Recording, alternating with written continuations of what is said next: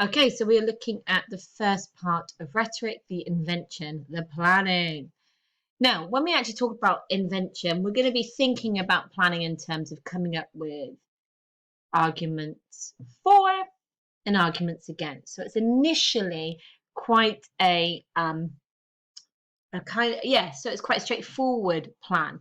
So although it uses this word invention, we're going to be using a very straightforward for and against plan. So this is just an example. So again, pens down, just listen to my dulcet tones. You don't need to write anything at this stage. But for example, okay, a local music venue intends to increase their ticket prices. Oh no. Now, they have to present arguments why this is a good idea. But they also need to plan in advance arguments against. And what that means is that when you're planning your arguments against, it's not that you're looking to weaken your own argument, but it's about anticipation. Because if you can anticipate what the other side might say, that's how you prepare your counter argument. Now, one way to think about this is arguments for are always because. You're giving an argument, a reason why you're going to do something. And your arguments against, so you've got to imagine that little voice in the crowd saying, but. So when you hear the but, you can come back with your rebuttal. Okay, so if you just look at these examples then. So this is the arguments they present to their customers to persuade them it's a good idea. Guys, we are putting up music. We're increasing ticket prices. But because then we can invest in better facilities. Because we can book more famous bands. Because we can upgrade the sound systems. Now, this is a plan, but you could imagine that this would then go on to building a stronger argument. What are the benefits of the better facilities? The benefits of famous bands? The benefit of an upgraded sound system? So you would then expand your reasons for. So all of these ideas are designed to convince you, the customer, that you're not going to mind parting with your money. However, I've got to anticipate your potential buts, your complaints, your queries, your concerns. And that enables me then to not be taken by surprise, to already anticipate and therefore answer the imaginary buts that an audience might give me. Okay, so I still plan both for and against, and that's why I do it when I'm planning my speech. It shows that I can consider the other side, that I can be ready to rebuke and come against any rebuttals, any counter arguments, anything the audience might say. So look at this side. Okay, arguments against. So I'm going to stick up my ticket prices, and the audience are already saying, but customers may go elsewhere, but could put people off using the venue, but it could alienate or upset customers with less money. Now, in the bigger picture, each of these points becomes an expanded plan, a paragraph basically. It becomes an expanded point. So customers may go elsewhere. Now, if I was going to rebuke that or offer a rebuttal, if customers choose to go elsewhere, then of course they can. But they will be losing out on the best facilities, the most famous bands, and an upgraded sound system. Because guys, you get what you pay for. Oh, see? So I've anticipated that I'm putting up for the prices. They've said, "Oh, I'm going to go elsewhere," and I've anticipated that response, and I've already planned for it. I've already got my rebuttal. I've got my counter argument. So I'm going to put up ticket prices. It's going to invest in better facilities, book more famous bands, upgrade the sound system, but it could put people off using the venue. Guys, why would you be put off from using a venue that has the most up-to-date facilities? Really, guys, are you going to be put off using the venue when we've got the most famous bands in Plymouth coming to perform over the next 6 months? Really? You're going to be put off using the venue even though we've got the upgraded 2020 25 gigabyte amplified sound system? Come on, guys. So I'm anticipating what the other side might be, and I'm ready with my rebuttal. I'm ready with my counter argument. So finally, putting up the ticket prices could alienate or upset customers with less money.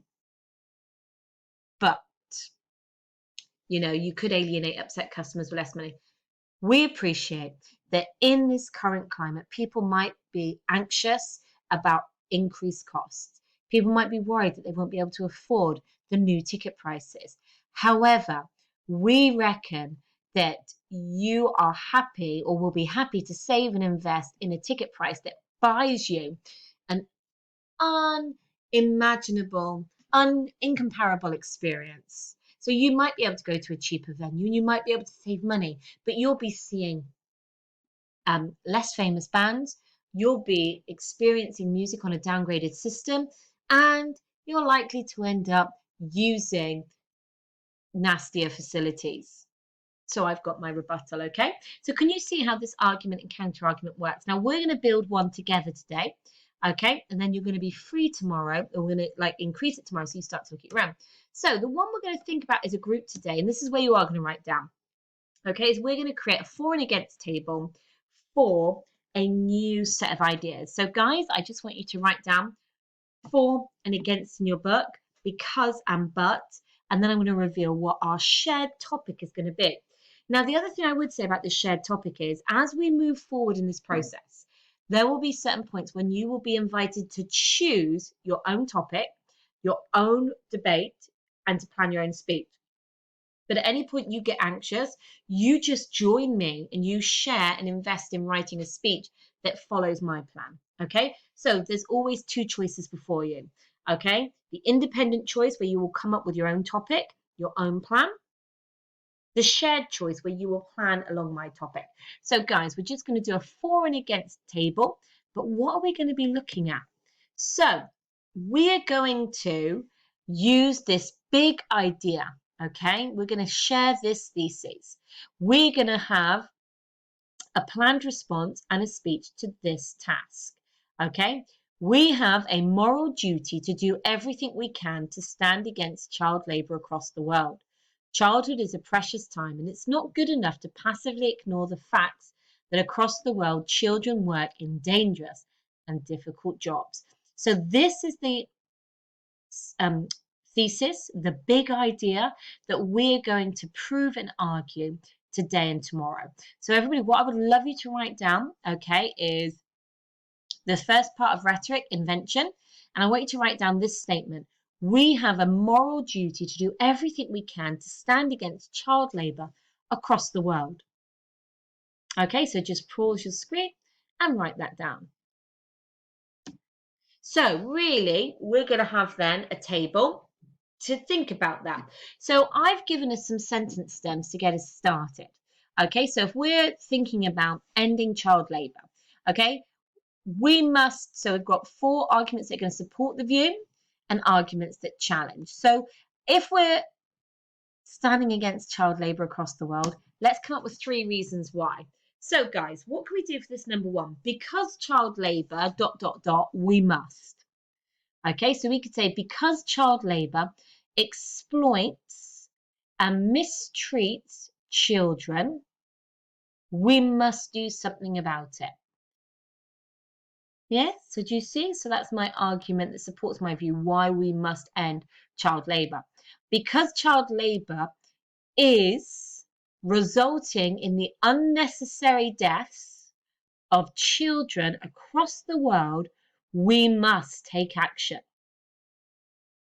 Because child labour is illegal and amounts to slavery, we must do something about it. So can you see that for that 4 column, I'm coming up with 3 reasons why child labour must be stopped. Now, I'm using the because child labour we must frame because it's going to create a topic sentence. But if you just wanted to, you could just give me 3 reasons why child labour is bad. Yep, child labour is bad because child labour leads to death, because child labour is robbing children of their childhoods, because child labour is illegal and exploits the most innocent in society, we must do something about it. So guys, I just want you to pause and I want you to come up with 3 ideas for your 4 column. Okay, arguments that support our view, our reasons why we should stop child labour. Now guys, we've done this before. If you want, you can pause the screen and be completely independent. Okay, or you can just stay with me and we'll just go through those ideas one more time, okay? So either pause and do it for yourself or stay with me.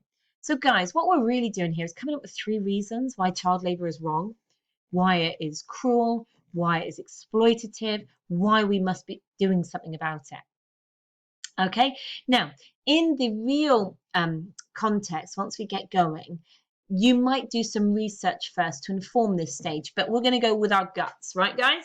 So put your hands on your belly. What does your gut tell you? Why is child labour wrong? It's terribly wrong, isn't it? Okay, so let's go for number one. Because child labour robs children, robs innocent children of their rights to play and have fun and be safe, we must end it. Okay, let's think about number two. Because child labour is slavery, it's exploitative, it's cruel. So you could choose any of those words. Because child labour is cruel, we must do something about it. So for number three, because child labour, now I don't want to be too down, but the reality is child labour does lead to high infant mortality, which means it leads to young people dying a lot sooner than they really should. So because child labour leads to the death and injury of children unnecessarily, we must do something to stop it. Now, guys, sometimes the problem with this one, do you see the blue one over here, the but moment, is sometimes the topic is so seemingly obvious that we must end child labour, it's really hard to come up with buts. Okay, it's really hard to think about, well, who's going to stand up and say, no, I think child labour is great, let's keep going. So it's not so much about that. We're not looking to convince people on this but column that actually child labour is right. That's not what we're doing here, but we're maybe coming up with reasons why we can't do anything about it. Okay, so we could say, what are some of the arguments? What are some of the reasons people give why they don't do anything when they see injustice or oppression or bad things happening in this world? We do this. We say, but I'm powerless to do anything. That's often the rebuttal, the counter argument we get, that when we see injustice and oppression like child labour, slavery, racism, we kind of do this, we kind of abdicate. Now, this is a really powerful word. Abdicate means we give up. We give up our power to do anything. We say, but there's nothing I can do. So we could say arguments that challenge this view, but we are powerless to do anything to stop it. Because that's what some people believe. They get to the point of recognizing that something's wrong, but we don't know what to do. We don't know how to stop it. But okay, and there's always room for a but. Now the other thing is that some people look at their in terms of proximity. I was listening to a really good speech by a guy who was talking about racism in response to Black Lives Matter, and he said one of the things that he found is if you really want to make a difference to certain situations, to areas of injustice and oppression and poverty and these situations, you have to get, now he uses quite a grown-up word, he talks about proximity. He says you have to get proximate, you have to get close to the problem. Now, the reality is for us, living in Tor Point, living in Plymouth, the idea of child labour seems so removed from where we live. We have no proximity to child labour. Nobody in this country, because the laws are so strongly in place to protect children, no child in this country is really legally able to work. So we don't have the issue of child labour in this country. So some people say, but it's not happening here, so it's not my problem. But it's not happening close enough to me for me to be able to do anything about it. Okay, so with these buts, what we're thinking about here is sometimes there will be what we call a longer argument, an opposing argument, okay, that can be more reasonable. Here, nobody can reasonably say that child labour is okay. So it's the excuses we might give, not that child labour is okay, but why we can't get involved. So when you're thinking about your two buts in a minute, I want you to think about two reasons why we can't get involved or why we might be powerless to get involved. And that's going to be the end of what we're doing today. That's our first part of rhetoric, our invention. So you're going to copy and complete this table, and I'll see you tomorrow.